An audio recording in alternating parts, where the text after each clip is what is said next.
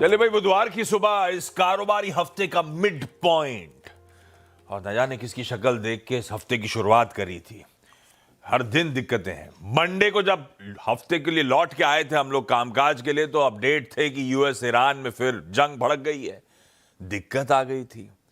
उसके बाद कल सुबह जब लौट के आया तो पता चला ट्रम्प साहब अपने आप को प्रोटेक्टर मानते हैं हॉर्मुज का, 20% टैरिफ चाहते हैं, 20% टैक्स लगाना चाहते हैं। मामला कल फिर गड़बड़ाया था। और आज सुबह जब लौट के आए तो ना जाने कहां से आउट ऑफ सिलेबस एक आईबीएम नाम की कंपनी यूएस में 25% एक दिन में गिर गई।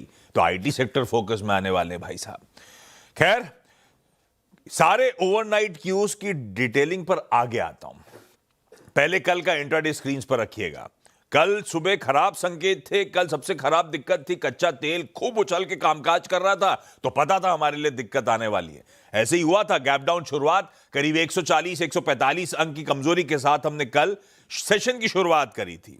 उसके बाद बायर्स ने परसों की तरह कुछ दमखम दिखाने की कोशिश करी, पर वो सक्सीड नहीं कर पाए। मामला गड़बड़ाया। सेलर्स कल के ट्रेडिंग सेशन में फर्मली कंट्रोल में थे। कमजोर खुले और घूम फिर के कमजोर ही बंद हुए हमारे भारतीय बाजार।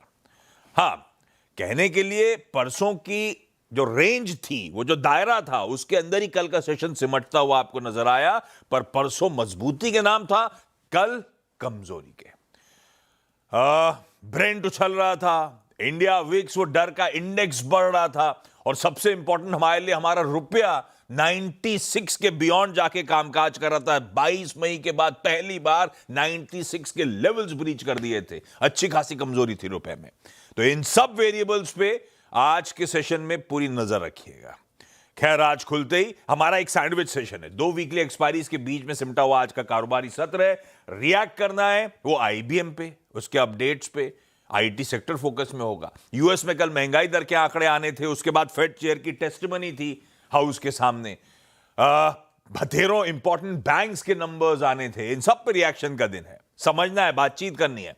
ऊपर से आज एक सुबह कैबिनेट की मीटिंग शेड्यूल्ड है। मेरे ख्याल से मॉनसून सेशन से पहले एक अहम कैबिनेट की बैठक कह लीजिए आज सामने खड़ी हुई है। और हमारा, जैसे प्रोड्यूसर साहब ने हेडलाइन में मेंशन भी करा, हमारा अपना रिजल्ट सीजन अब इस हफ्ते के सेकंड हाफ आज ऑनवर्ड्स पिकअप होता हुआ नजर आएगा। वो डिटेलिंग करूंगा जब मैं आज के इवेंट्स कैलेंडर पे आऊंगा। गिफ्ट निफ्टी के संकेत कह रहे हैं हम लार्जली फ्लैट, कल के क्लोजिंग के आसपास 20-22 पॉइंट इन ग्रीन कामकाज की शुरुआत करेंगे। सबसे इंपॉर्टेंट, ट्रम्प साहब, हरमाज अभी बड़ा इंटरेस्टिंग कह रहे थे, क्या टाको ट्यूसडे। ट्रम्प साहब फिर फैल गए हैं, 20% नहीं लूंगा ऐसा बोले हैं, पर उसके बावजूद कच्चा तेल हिल के नहीं दे रहा है। हमने कल छोड़ा था 86.5 पे, आज सुबह कहां खड़ा हुआ है 85.5 पे। $1 भी इधर उधर नहीं हिल पाया ढंग से। खैर, एशियन पीयर्स दिखाइएगा, मुंह ठीक है। एशिया में कुछ सारी जो कॉस्पी वास्पी तो खैर अच्छा बाउंस बैक कर रहा है। मेरे ख्याल से उसके पीछे रीजन है यूएस में चिप स्टॉक्स जो हेडलाइन में मेंशन थे कि उसमें तेजी थी, तो एशिया अच्छा कर रहा है।